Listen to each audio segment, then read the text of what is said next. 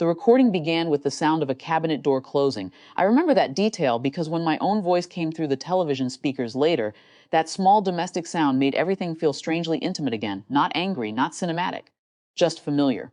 Thanksgiving at my son's house had already settled into the careful politeness families use when history is sitting at the table with them. Too many side glances, too much gratitude performed out loud. My daughter-in-law moved through the kitchen with controlled efficiency, smiling a fraction too long at people. My son stayed close beside her all afternoon, nervous in a way he probably thought he was hiding. I noticed it, ignored it. That had become our family specialty. There were 12 people in the house when she connected her phone to the television. At first, I assumed she was about to show vacation photos or one of those yearly family slideshows people pretend to enjoy. Instead, audio filled the room, my voice sharp, tired, unflattering. You always make everything harder than it needs to be. Silence hit the table immediately. I recognized the conversation within seconds.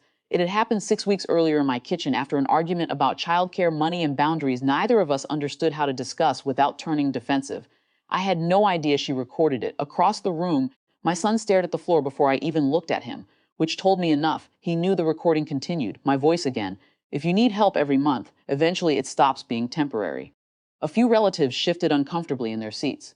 Someone near the end of the table reached for their water glass and stopped halfway there. The terrible thing about hearing yourself out of context is that the words still belong to you.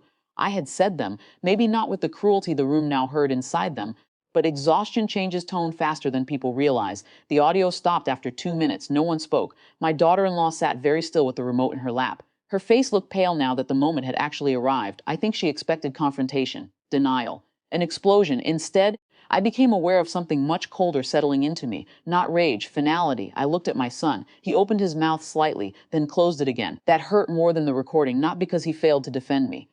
Because somewhere along the way, he had accepted a marriage where private conversations could become public evidence.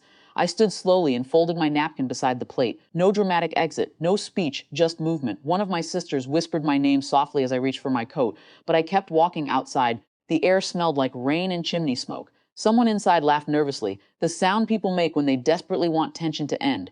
I sat in my car for almost 20 minutes before driving anywhere. Then I called my attorney, not impulsively, calmly.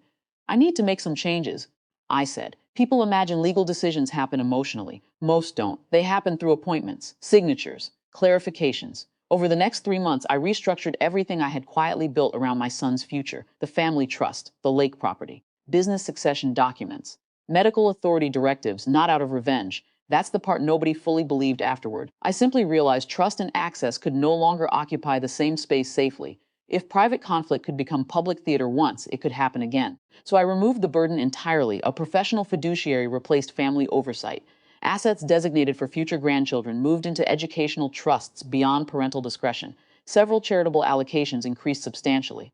My son noticed the shift before the paperwork formally reached him. He began calling more often, at first logistical questions, then longer silences. One evening, he finally asked very carefully, "Are you cutting us out?" I sat with that sentence for a moment. "No," I said. "I'm stepping back." He exhaled quietly on the other end. I didn't know she was going to play it. I believed him. That almost made it worse, because passivity has consequences too.